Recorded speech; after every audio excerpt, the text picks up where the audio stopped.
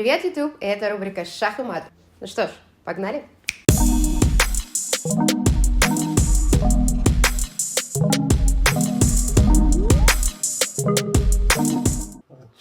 Ты будешь что-нибудь резать, нет? Извините за выражения такие. Я просто его задел рукой. В лоб сразу же, порога. без подготовки, да? А то дети потом рыдают. Одебиливают. И Ну, я бы так бы сказал. Что, прям так, как у анонимных алкоголиков? Здесь немножко мы перешли в другое русло. Что, ошибочку вырежут или Ну это да, придется все.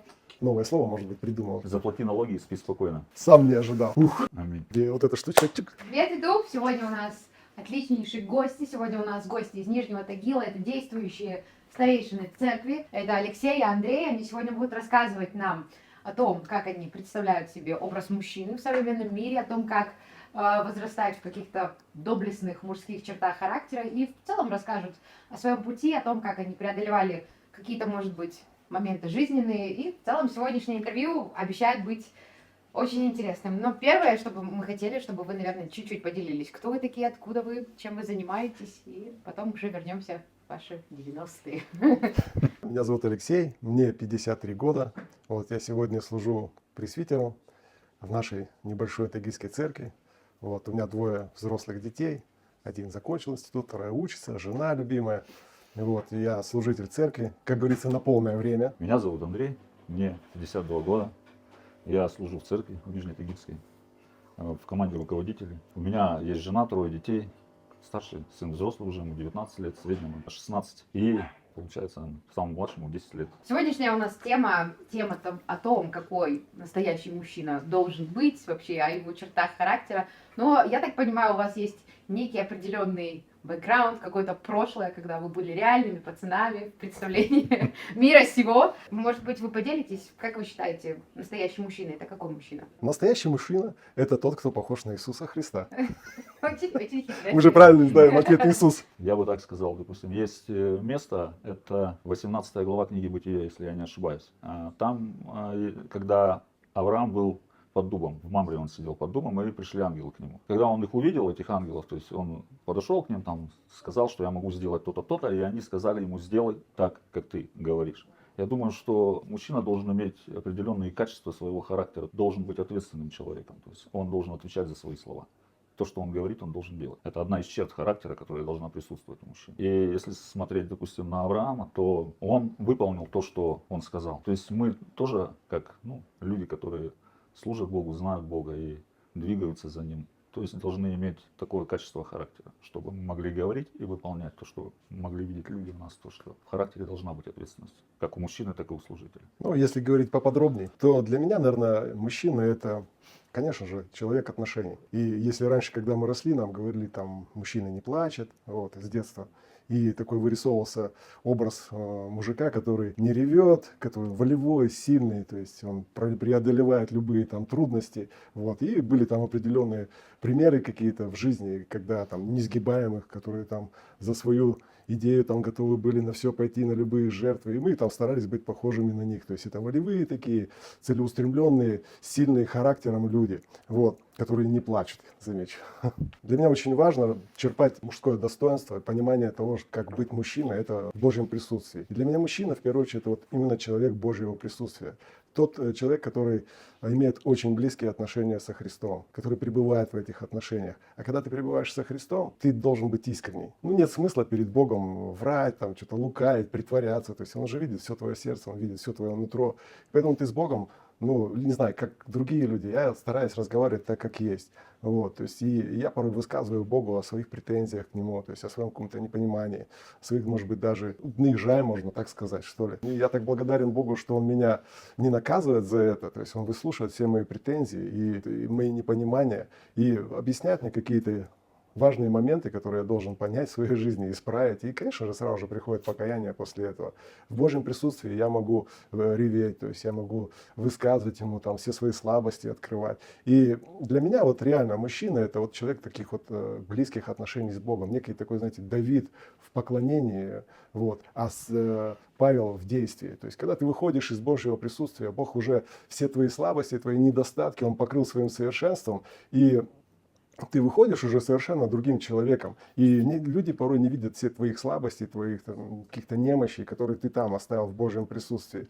И ты идешь и делаешь то, что Бог тебе открыл, то, что Бог дал тебе понять. И, конечно же, я согласен с Андреем полностью, что мужчина это, помимо того, что он должен быть, конечно же, сильный характером, то есть человек, на которого можно положиться, верный человек, то есть ответственный. И он должен быть дисциплинированным. И многим людям, многим мужчинам этого не хватает, быть дисциплинированным, чтобы достигать какие-то цели, к чему-то вообще стремиться, вот, не опускать руки перед какими-то значит, трудностями, препятствиями, которые встречаются на пути, а прорываться каким-то образом. И опять ты идешь в Божье присутствие, когда ты встречаешься с какими-то непреодолимыми препятствиями, ты идешь в Божье присутствие, и ты там получаешь силу и мудрость для того, чтобы тебе идти дальше. Бог буквально тебя с колен поднимает, делает сильным, как Давид говорит, я с Богом там восхожу на стены там, и побеждаю и так далее. То есть вот примерно вот что-то в моем понимании, я, может быть, много как-то не охарактеризовал, а больше эмоций каких-то. Ну, мужчина для меня вот это вот именно такой человек. Конечно же, это человек, который может быть нежным со своей женой, то есть любящим, и который может делать свою жену ценной, вот, знаете, чтобы она понимала, что она ценна для супруга, чтобы она понимала, что она любимая. Человек, который любит своих детей, вот, и для них является примером для подражания. Вот. Ну и, конечно же, к сожалению, там, оглядываясь назад, ты понимаешь, что много бы ты, ну, может быть, немного, но какие-то важные вещи ты бы сегодня делал по-другому, уже пройдя какой-то жизненный путь, приобретя какой-то опыт, ты, может быть, и не совершал таких ошибок в воспитании детей, которые там ты совершал в прошлом. Вы вот как раз-таки ваше такое мужское становление, процесс взросления, вы застали не самые мягкие времена, вы как раз-таки росли во времена суровости и времен, и в таком, в принципе, месте. И, наверное, вы, как никто другие, можете рассказать, в чем же разница вот восприятия мужского, ну, как бы понимания мужского начала, вот когда вы проходили процесс становления, там, 90-е, вот эти все пацанские понятия, и того, как Бог вообще смотрит на мужчину. Вернуться к теме ответственности, потому что, ну, пацанские понятия, тут, видите, в той жизни это было немножко не так, там был каждый за себя. Было такое слово, пацан сказал, пацан сделал, пацан мог и не сделать. Когда, то есть, мы пришли к Богу, здесь немножко другая история, здесь боговидение на человека. Мы стали немножко другими людьми, и Бог до сих пор нас меняет, наши жизни до сих пор меняет, что-то обрезает, что-то убирает в наших жизнях, то есть работает с нашим характером, он будет работать до конца, так скажем, наших дней. Это бесконечный, так скажем, процесс. Где-то приходится смиряться, где-то приходится обрезать себя в чем-то, где-то приходится ограничивать себя в чем-то, нести определенную ответственность за что-то. Этот процесс, он начался, и он никогда не закончится. Ты будешь постоянно возрастать в этом процессе. Просто то, что ты сравниваешь, допустим, когда ты был в мире, когда ты был другим немножко человеком, ты жил для себя, за себя, и как бы все, в принципе, были против тебя. Это такой принцип жизни. Не верь, не бойся, не проси, да? Ну, конечно же, отличие это какое, что в принципе это, наверное, дефицит и в христианстве, и вообще в мире как таковом. В христианстве попроще с этим. Как минимум ты можешь быть искренним с Богом. Вот искренность, то есть, как Андрей сказал, там, ты сам за себя и так далее. Ты не можешь говорить все, что ты переживаешь. Очень редкий случай, когда тогда были такие друзья, которым ты мог открывать свое сердце и говорить обо всем, что ты переживаешь. То есть тебе приходилось, то есть определенная система, определенные взгляды, определенные ценности. И не всегда было хорошо говорить реально о том, что ты переживаешь, то есть, или что ты чувствуешь, или какую-то информацию. Ты всегда приходится тебе какие-то фильтровать свои слова и быть подверженным там определенным ценностям, каким-то атрибутам, каким-то привычкам, традициям, взглядам. Здесь мы реально можем дружить с Богом. Это самое лучшее. То, что мы в жизни обрели, это дружба с Богом. Ну и слава Богу, что есть люди, на которых можно положиться, которым можно довериться, не ожидая, что они там предадут тебя и так далее. Наверное, искренность, на мой взгляд, конечно, у каждого, если сейчас спроси, у него будет своя точка зрения на то, что было тогда и то, что есть сейчас. Тут можно сказать, что во Христе ты можешь быть самим собой. Тебе не надо, то есть... какие-то занавески, какие-то фасады, ты можешь быть таким, каким ты есть. И это вообще очень большая ценность. Когда ты живешь в мире, ты, как сказал Алексей, ты не можешь говорить обо всем. То, что ты думаешь, то, что ты чувствуешь, как ты понимаешь. Есть определенные шаблоны и стереотипы, по которым живут люди. Мы оба, так скажем, из преступной среды понимаем это, что мы не можем, допустим, человеку рассказать все, что мы там думаем или чувствуем или переживаем, потому что это могло быть обращено против нас. А здесь мы можем говорить свободно, открыто о своих каких-то переживаниях, о своих каких-то недугах, о своих каких-то там проблемах внутренних. Это не будет восприниматься так, что ты, можно сказать, какой-то недочеловек. Это все покрывается благодатью Божией. Взять хоть преступную среду, любого человека, живущего в мире без Бога, это человек, который живет под какими-то страхами все равно. Человек может снаружи выглядеть таким деловым, таким мужественным, таким, которому море по колено, а внутри быть полон страхов. И это просто может быть фасад, за которым скрывается там, не знаю, детские страхи и еще что-то подобное. Во Христе ты можешь быть самим собой. Ты можешь быть тем человеком, которым тебя вообще Бог сотворил, каким тебя Бог видит. Вот. Ты можешь быть реально самим собой. И не отрекаться от самого себя, а быть верным самому себе. Не идти на компромисс со своей совестью. Потому что порой, опять же, из-за каких-то обстоятельств люди могут идти на компромисс со своей совестью. Они могут думать по одному, а говорить совершенно другое. Здесь ты свободен от всех этих вещей. И, увы, и в христианстве люди идут на компромиссы со своей совестью. Они играют в какие-то игры, они изображают из себя тех, кем они не являются. К сожалению, это порой так тоже встречается. Вообще в мире и в христианстве тем более ценятся те люди, которые являются самими собой. То есть они не играют, они те, кто они есть. Но это не значит, что мы как христиане, как мужчины, вот я такой, какой я есть, и все, принимайте меня таким, как я есть. То есть я это сразу же говорю. Мы имеем великую привилегию, такую благодать, шанс такой, постоянно быть в процессе перемен. То есть видеть свои недостатки и не мучиться из-за них, там, не изводить себя или не прокрывать их. Какие-то же есть все равно позорные моменты в твоей жизни, которые из-за твоих недостатков характера, они как-то вылезли наружу. Мало того, что тебе могут за это что-то сказать и там предъявить и так далее и тому подобное. Здесь во Христе, да, ты можешь извиниться, ты можешь покаяться и не остаться прежним. Есть Божья благодать, есть Божья помощь, есть Божья сила, которая тебя при наличии желания в твоем сердце и стремления, она тебя изменит и сделает тебя совершенно другим человеком. Для меня мужчина — это все равно человек, который день ото дня становится подобным Христу. То есть он видит его в Божьем присутствии, он видит Бога, и он преображается в его образ день ото дня, приобретает его качество характера. И мы видим, что Иисус, несмотря на то, что он был примером для подражания для многих, и он не боялся ни толп людей, он мог идти против общества, так будем говорить, за того, что он верил. Но мы видим, когда умер Лазарь, он плакал при этом. Мы видим, как он проявлял сострадание к людям, проявлял доброту и проявляет до сих пор к людям. И где-то мы видим, в каких-то ситуациях он противостоял тем людям, которые были бесчинные, которые были нахальные, которые говорили одно, а поступали по-другому. Они к нему придирались. Он противостоял этим людям. То есть мы видим и в нем и твердость характера, и мягкость в то же самое время, доброту к тем людям, которые нуждаются. К одним он одно отношение проявлял, которым нужно было каким-то образом противостать, поставить их на место. Я не говорю, что это какое-то хамство в ответ. Но, с другой стороны, мы видим, он проявлял снисхождение, доброту, какое-то милосердие, мягкость по отношению к нуждающимся людям, которые разбиты, сокрушены, и которым просто нужна рука помощи, чтобы эти люди не расстались с жизнью. Меня вот Иисус именно таким нашел. Когда у меня уже и крыша ехала, и я был разбитым совершенно от наркотиков, от своих внутренних там дисбалансов там человеком, то есть разочарованным, потому что мне не хотелось жить так, как я жил, и соответствовать тем требованиям, которые там предъявлялись к моему образу жизни, потому что я был разочарован в этой идее. А как по-другому жить, я вообще совершенно не знал и не понимал. И вот в этот момент Иисус меня нашел и спас. Вернул мне здравомыслие, дал мне смысл жизни, то, ради чего стоит жить. Мужчина еще — это тот человек, который готов даже умереть за то, во что он верит, или за тех людей, которых он любит. Вот это еще одни качества такие мужские, которые можно увидеть в Иисусе. Он умер за то, во что он верил, и умер за тех, кого он любит. Мы когда читаем Священное Писание, и Библия говорит, что древнее все прошло, теперь все новое. Вы новое творение во Христе Иисусе. И ты, когда иногда читаешь эти стихи, как бы особо им значения не придаешь. Но на самом деле в этом заложена очень глубокая истина. Жизнь началась, в принципе, с чистого листа. То есть чистая жизнь и чистая совесть. И очень часто происходит так у людей, что они говорят что-то,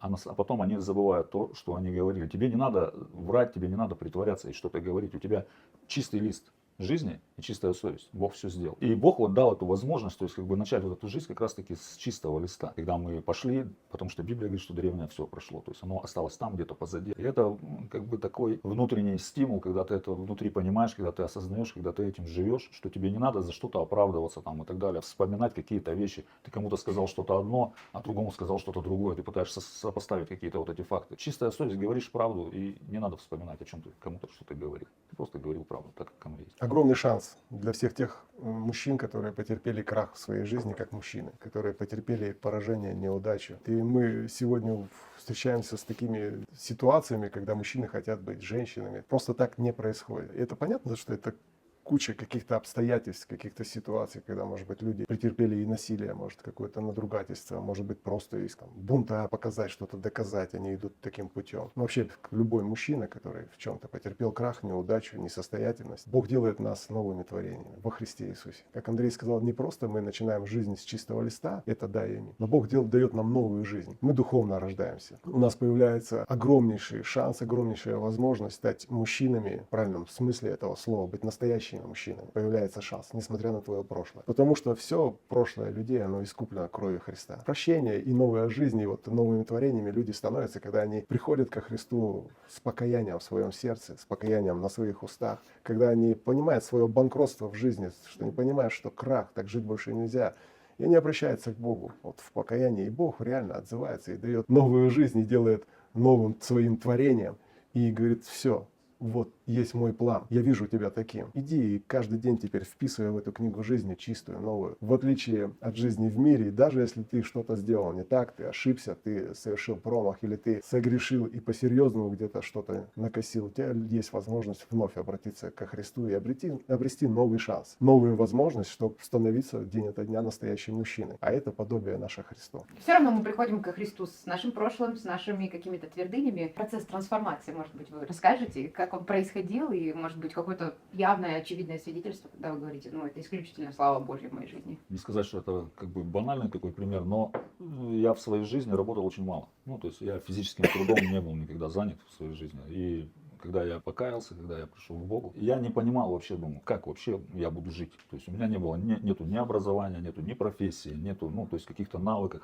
определенных способностей к этому. Ты пришел с прошлым багажом, то есть того, чего не было. И Бог дает то, что есть. И я понимал, что сложно, да, что я еще, когда у меня не было семьи, я уже задумывался об этом. Я задумывался об этих вещах, то есть как я буду дальше существовать, то есть как я буду дальше, то есть, ну, потому что служение это служение, работа это работа. То есть если у тебя появляется семья, если у тебя появляются дети, ты, получается, если ты являешься главой семьи, тебе придется обеспечивать их. Самих навыков вот в том, чтобы работать, зарабатывать деньги, то есть иметь какие-то вот эти вот, ну, рычаги в своей жизни, у меня их не было. Я начал все, вот можно сказать, начал все сначала. То есть вот этот вот путь, здесь важна дисциплина, ты должен быть дисциплинированным человеком, с одной стороны. Ты попадаешь на какое-то производство, на какое-то предприятие, и ты понимаешь, что там зарплата небольшая. Тебе-то надо с чего-то начать. Ты же не можешь просто прийти и сказать: я директор. Теперь вы все здесь под моим руководством. Такое некое становление, обучение. И я работал сначала на государственных предприятиях и какое-то время. Потом в частном секторе работал. Учился у других людей, обучался, приобретал определенные профессии, приобретал определенные знания. Сейчас я, как бы, у меня свое дело, я занимаюсь своим делом. Вот эти страхи, которые, ну, изначально они есть, Бог как бы это все преобразовывает. То есть Бог как бы все делает во благо. То есть главное, чтобы у тебя было вот это вот терпение внутреннее, чтобы у тебя была ответственность, чтобы ты был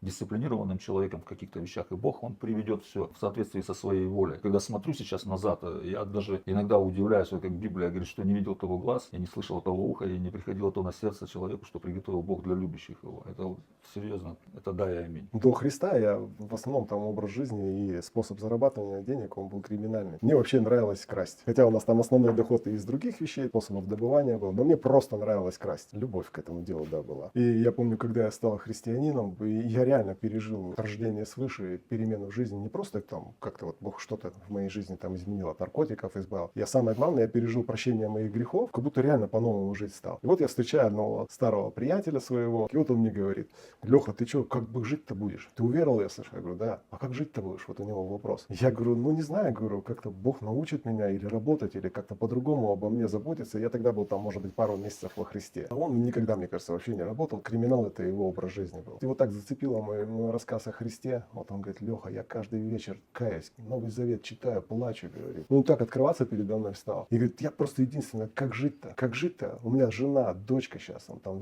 дочку вообще любил, там души в ней не чаял. Я говорю: слушай, ну я не знаю, как. Но Бог обо мне позаботится. И потом я еду там в общественном транспорте, читая Библию, и вот попадаю на место Писания. Кто крал, впредь не кради, а лучше трудись, чтобы было из чего уделять нуждающимся. Трудись своими руками. Бог вот реально со мной заговорил, и Он меня освободил от этой вот любви к кражам. К сожалению, того человека потом убили, его жена и его дочь, они остались без него, как без кормильца. А я живу до сих пор. Ну, куча каких-то вещей, когда я понимал, что я отверженный человек, что внутри меня есть отверженность. То, в принципе, я думаю, что отверженность меня подтолкнула склонило каким-то образом к употреблению наркотиков. Когда я стал переживать любовь Бога, то Он стал исцелять мое сердце постепенно от отверженности, от обид на разные там ситуации, на самого себя, может быть, на каких-то там своих обидчиков и так далее. Бог через вот этот процесс прощения, когда ты освобождаешься и от отверженности какой-то, и ты прощаешь самого себя в каких-то моментах, и других людей, и ты переживаешь Божью любовь, Божье поднятие. То есть я научился и работать, потому что, как Андрей правильно говорит, что все равно мужчина, он должен обеспечивать семью. Конечно же, если бы мы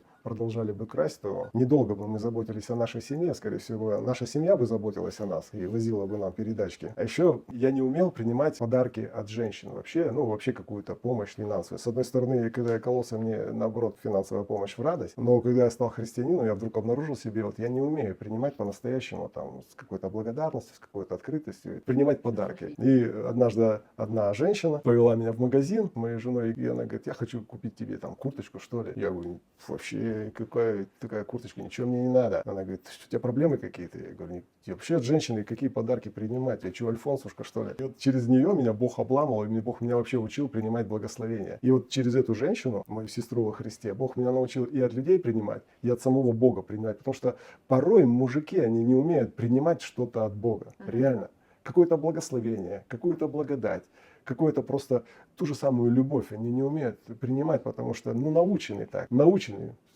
Мужик, вот он должен быть такой. Сердце, может быть, просит этого, а ты должен все равно сжать сердце в кулак и идти, стиснув зубы. Для меня вот принимать что-то от Бога, одно из значимых действий, одна из значимых перемен, которая начала менять мой характер. Когда я начал что-то принимать от людей и от Бога. Я не только говорю про материальные какие-то благословения, а про то, что вообще Бог хочет дать тебе в жизни. Надо научиться принимать. Говорили о том, что очень важно быть самим собой. Помните, когда Иисус освободил этого Гадаринского, который был бесноватый? Он ему уже что сказал? Он говорит, иди к людям. То есть он хотел идти за ним, а Иисус говорит, иди к людям, то есть иди в свое селение. Можно увидеть такой принцип, что неважно, кто ты, мужчина ты или женщина, у всех людей есть определенные страхи. У всех людей есть определенные вещи, которые они где-то подцепили как багаж в детстве, там, в школьном возрасте, там, в юношестве, там, уже будучи молодыми людьми. То есть это как такие определенные вещи, которые накладываются на человеческий характер. Они превращаются в определенные комплексы. Изменение характера, оно же происходит как? Бог же ведь освобождает от каких-то комплексов. От комплекса страха там, перед людьми, какой-то отверженности внутренней. Какие-то вот эти вот вещи в характере, они ломаются. Ты понимаешь, что начинает приходить свобода. И это вот на самом деле ты нигде это не возьмешь. Никакие психологи тебе это не дадут. То есть они могут тебе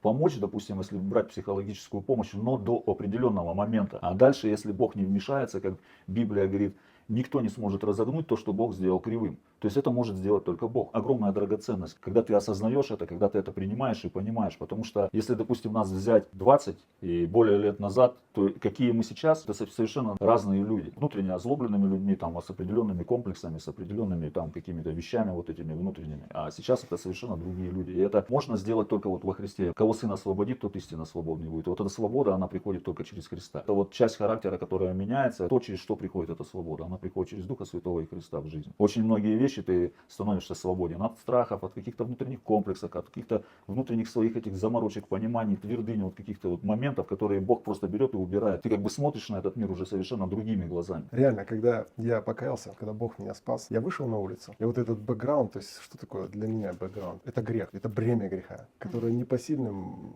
грузом лежало на совести, на сердце. И что я пережил, даже не свобода от наркотиков было значимым событием, а то, что вот этот бэкграунд, это бремя, как будто бы оно упало с моих плеч. Бог его снял. То есть я пережил прощение моих грехов, то есть я пережил прощение моей грешной жизни. И все это благодаря тому, что Христос однажды взошел на Голгофский крест. Он там истекал кровью, чтобы искупить меня лично и других людей от наших грехов. И вот благодаря Христу я вот этот бэкграунд, вот эта вот основная тяжесть, бремя, оно просто было снято с моих плеч, с моей совести, с моей души. И я пережил свободу. И что самое для меня было ценное, я пережил в тот день мир в своем сердце. Мир, которого я давно не испытывал. Вот это вот состояние нового творения, то есть возрожденного человека.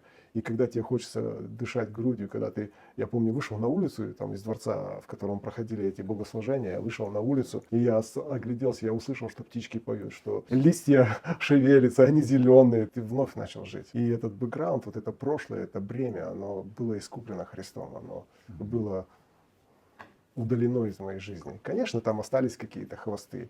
И до сих пор какие-то ты обнаруживаешь в себе моменты, которые тебе не нравятся. Ты понимаешь, что они не нравятся Богу. Уже отработан механизм. Ты обращаешься вновь к Богу, говоришь: Господь, ну это есть в моем сердце, да. И это мне не нравится. Я знаю, что это тебе тоже не нравится. Я просто раскаиваюсь, и я хочу, чтобы эта черта характера или это внутреннее несовершенство или какая-то боль, она ушла, и вместо этого пришло что-то божественное, какая-то черта его характера. Или вместо боли, чтобы пришло тот же самый мир, радость. Вы можете назвать какие-то определенные черты характера, которые вот необходимы мужчине, без которых мужчина не будет никогда мужчиной? Ну, это, конечно же, принципиальность. Нужно быть принципиальным в каких-то важных вещах, то есть в важных каких-то взглядах. Вот. Нужно быть принципиальным человеком. Нужно иметь твердые взгляды. Нужно быть целеустремленным человеком, то есть у тебя цель должна быть в жизни. В то же самое время ты должен быть великодушным и снисходительным человеком. И ты должен быть мужественным, уметь побеждать свои слабости, жить не только ради себя, но ради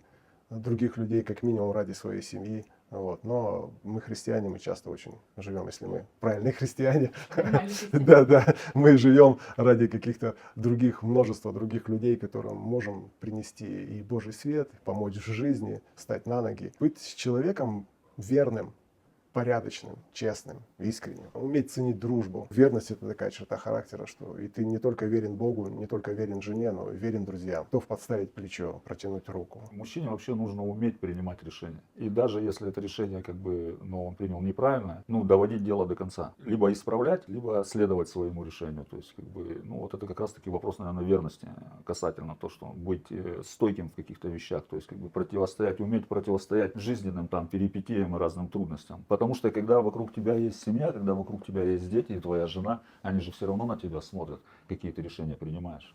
То, как ты двигаешься, то, как ты справляешься с определенными жизненными трудностями. Они, глядя на тебя, и, во-первых, дети, если у тебя сыновья или дочери, они все равно видят дочери, видят защиту в этом, то, что когда отец умеет принимать решения как человек, то есть когда он тверд в своих каких-то убеждениях, сыновья, они учатся этому, они видят это, и жена, она как женщина, она понимает, что она под защитой. Как бы ни произошло, ты не бросишь.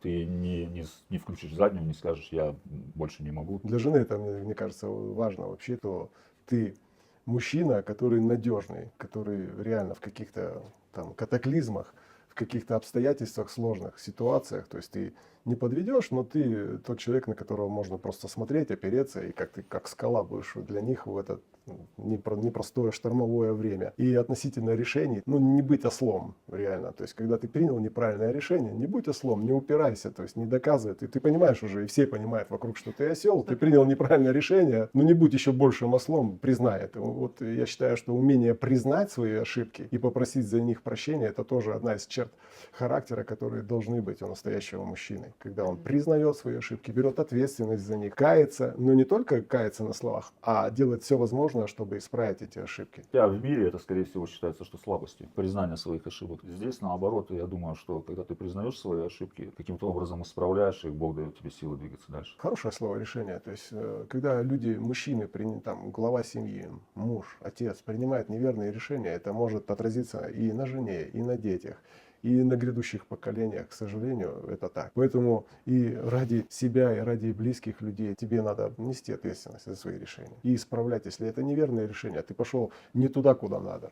Ну, перестань идти в этом направлении. Ну, возвратись обратно на верный путь и возврати свою семью. Я думаю, что еще мужчина должен быть стойким человеком. Он должен добиваться. Тебе необходимо вот все равно быть такая вот черта характера, чтобы чего-то в жизни добиться, к чему-то прийти. Тебе же надо преодолеть кучу препятствий. И необходимо вот не упрямство, а вот настойчивость такая. Стойким человеком. И твердо идти к тому, что определил для тебя Господь. И вести туда всю свою семью. Мне нравятся вот такие герои библейские, как Иисус Навин. Он говорит: выбирайте, как вам жить, а я и весь мой дом, мы будем Богу служить.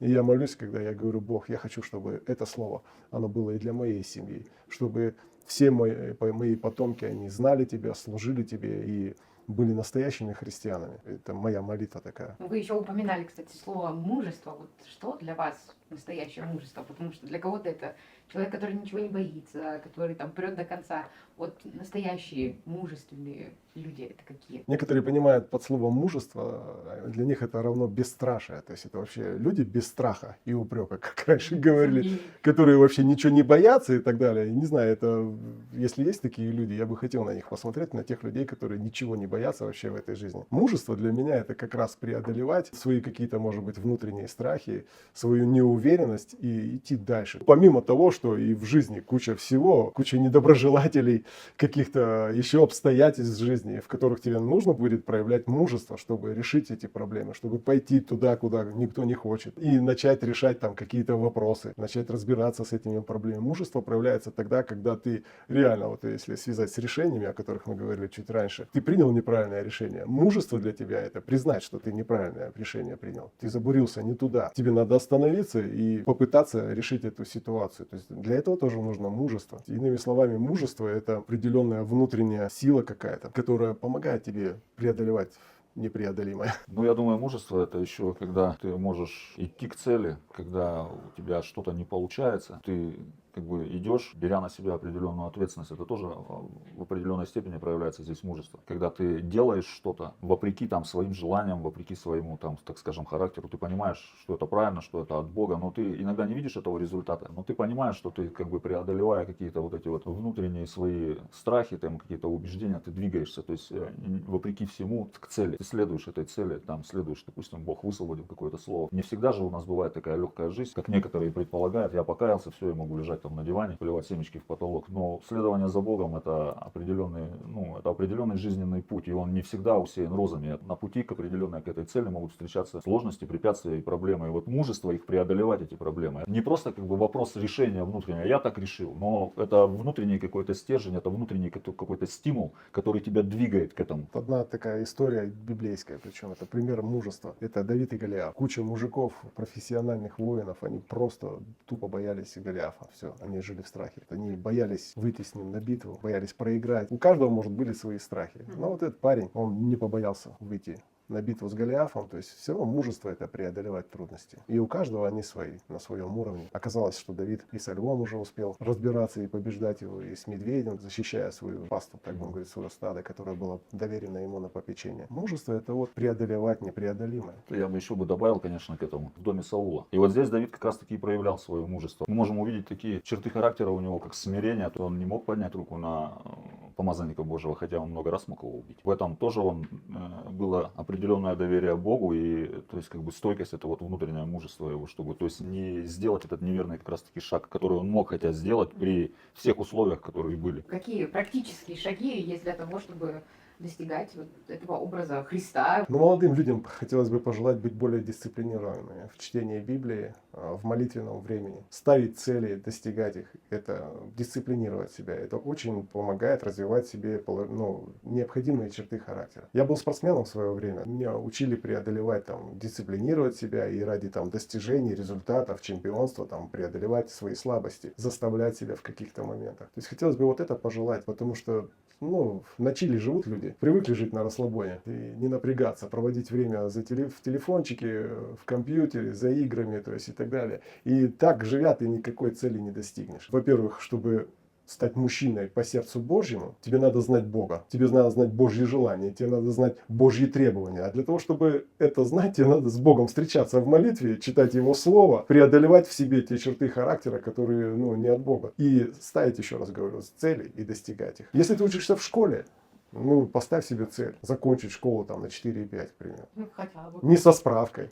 С нормальными оценками. Быть человеком, про которого характеристику написали не липовую, а написали тебе реальную характеристику, что ты надежный человек, ты достойный человек, ты честный, ты искренний. То есть развивать в себе какие-то черты характера. Для этого необходима и сила воли, и мужество, и целеустремленность. Потому что вокруг общества оно же так не живет. Обмани, и ты самый лучший, предай, и вообще без проблем. Несмотря на все это, если ты научишься жить и быть самим собой, не прогибаясь под это, ты уже будешь мужественным человеком. Маленьким мужественным человеком. Один человек сказал такие слова, он говорит, лучше оседлать брыкастого жеребца, нежели тащить за собой дохлую лошадь или там дохлого осла.